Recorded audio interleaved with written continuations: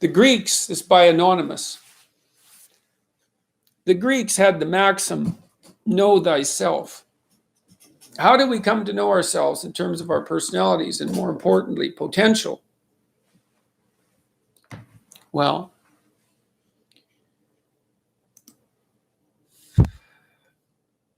one of the things I often told my students and all, my clinical clients as well, I guess I probably told my family members this as well, some of them anyways, that one of the first ways to come to know yourself is to understand that you don't.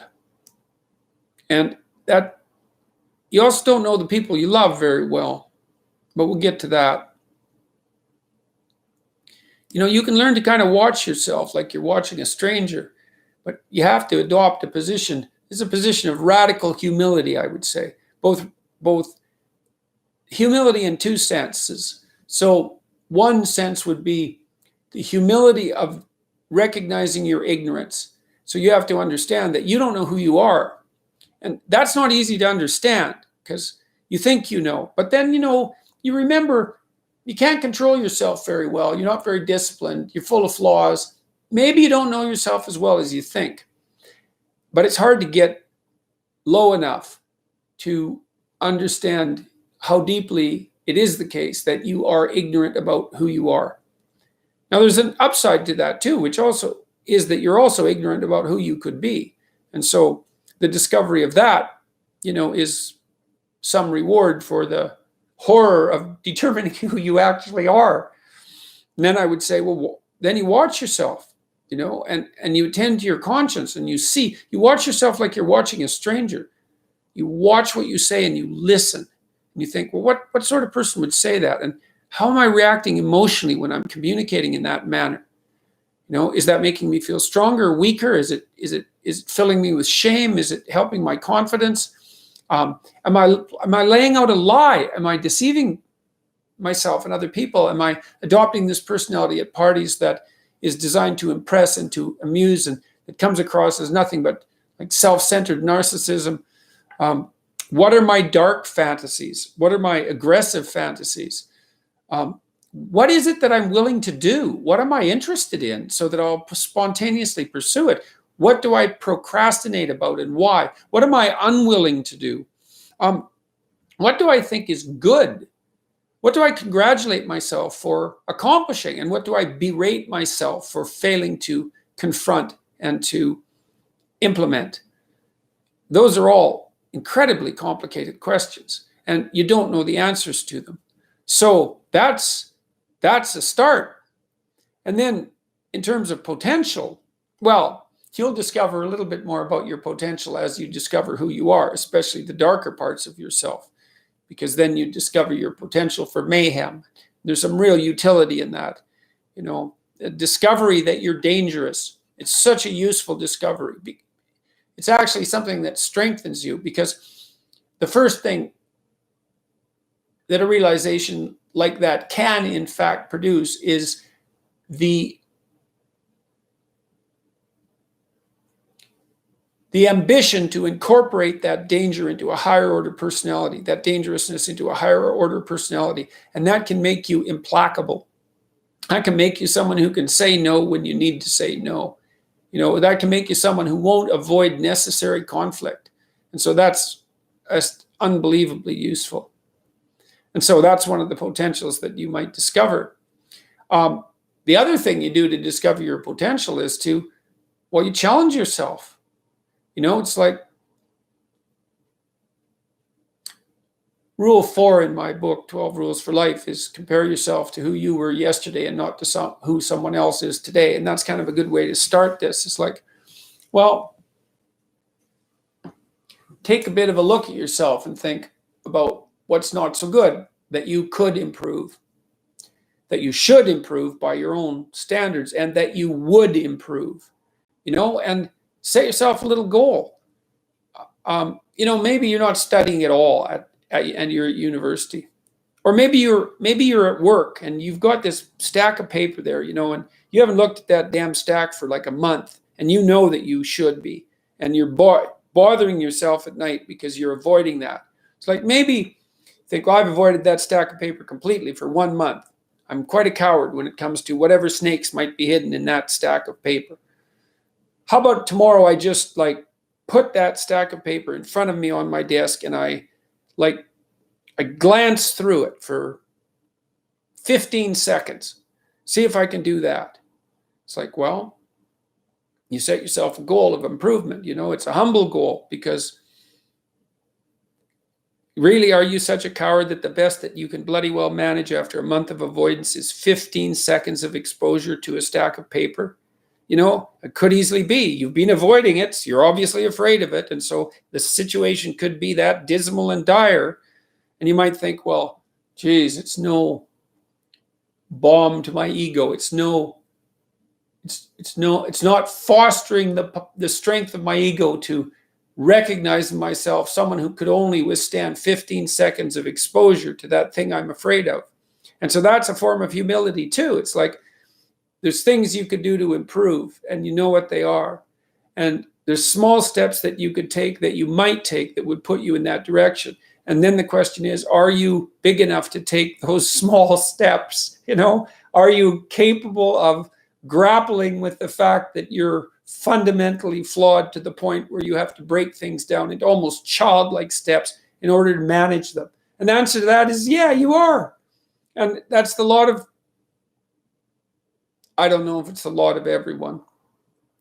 Most people have things they avoid, and they're afraid of. So I would say to some degree, it's the lot of everyone.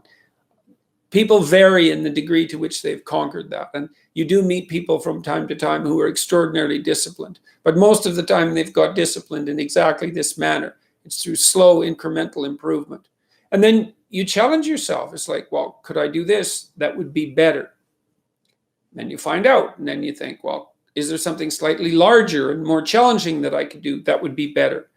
And you try it and you find out. And as you try it and you find out, generally you get better at it and you can take on larger and larger challenges. That's why I suggested, again, in 12 Rules for Life and also in Maps of Meaning, is that, you take responsibility for yourself. That's part of standing up straight with your shoulders back. It's like, take on the world, man, but only in the what would you say? Only at the level that you can manage. When you're ignorant and biased and deeply flawed and immature, it's where everyone starts. You don't want to bite off more than you can chew, but it doesn't mean that you can't wrestle with part of reality. Some part that's small enough so that you have a good shot at victory. And then you attain victory over some small part of the chaos. And then you're the person who's victorious over chaos. You're just a beginner, but that's who you are.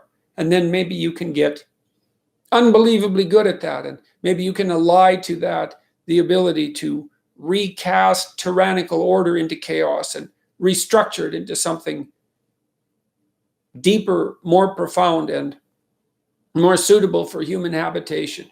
That's the other half of the hero myth, right? Half is to overcome chaos itself, and half is to confront tyranny where it needs to be confronted, to allow the chaotic degeneration, can allow the chaos to emerge in place of the tyranny, and then can recast that into the order that's proper. And you do that by challenging yourself humbly at the level that you're able to function. That's right. And you can think of it, it's easier to understand if you think about a child that you're trying to rear properly, and you want to make that child, help that child reveal their highest potential, whatever that is, whatever that means. And what you do is you don't set them a series of impossible tasks in the hope of undermining their self-confidence. You form a relationship with them that is predicated on your interest in their highest mode of being. And then you offer them challenges that are precisely optimized to their ability, right? So they can do them, but they have to stretch. The two elements of their ability would be what they can do and how much they're capable of transforming what they can do. And an optimal challenge is stretches you to the end of what you can do, and then into the domain of how you can transform. And so if you love a child, then you set them tasks of that nature, and maybe they have a reasonable chance of success, a 70% chance of success or an 80% chance of success. Might depend on how sensitive your child is. You do the same thing for yourself, but you have to be humble and wise enough to understand that you might have to aim pretty damn low, especially in those places where you're not functioning well. And it might be so embarrassing that you can't bring yourself to fathom that that's actually who you are.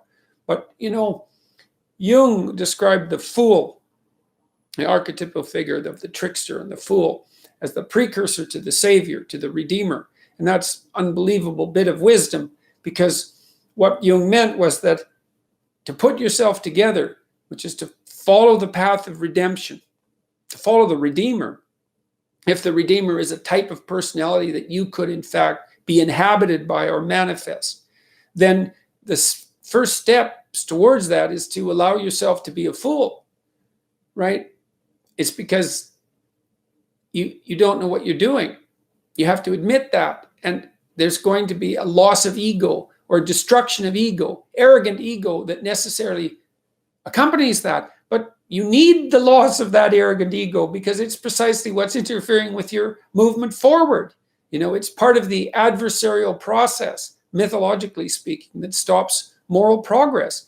You're too proud of who you think you are to notice what you're like so that you could change properly. You don't want to sacrifice that part of yourself. It's probably associated with some delusion that helps you maintain,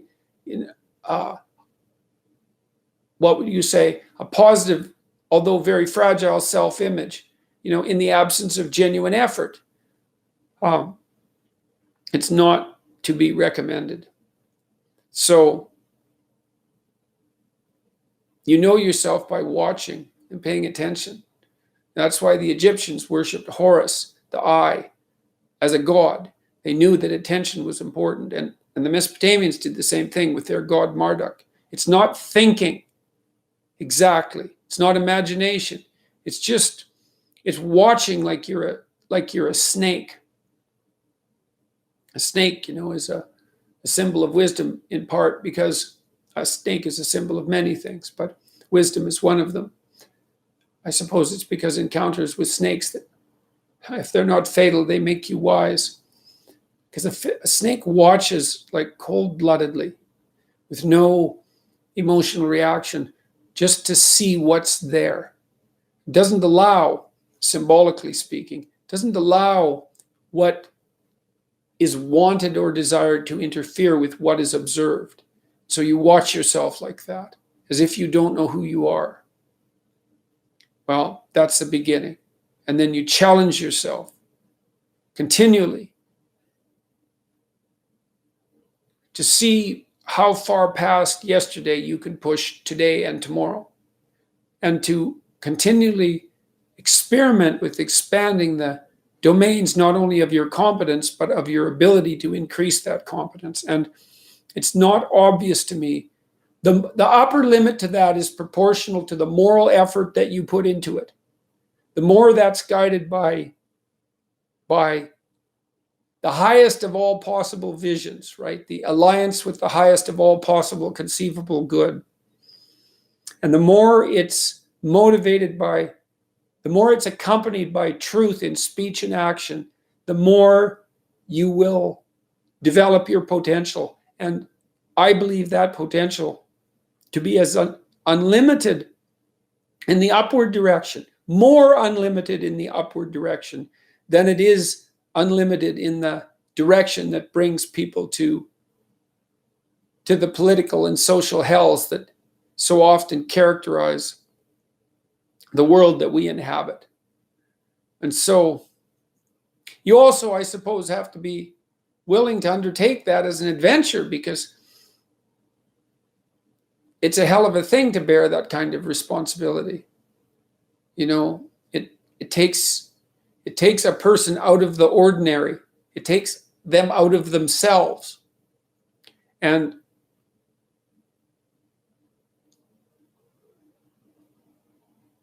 And there's an alienation and an isolation that goes along with that, and a great sorrow, all of that together. But there's deep meaning to be had in it, and there isn't anything better that you can do. So that's the answer to that question.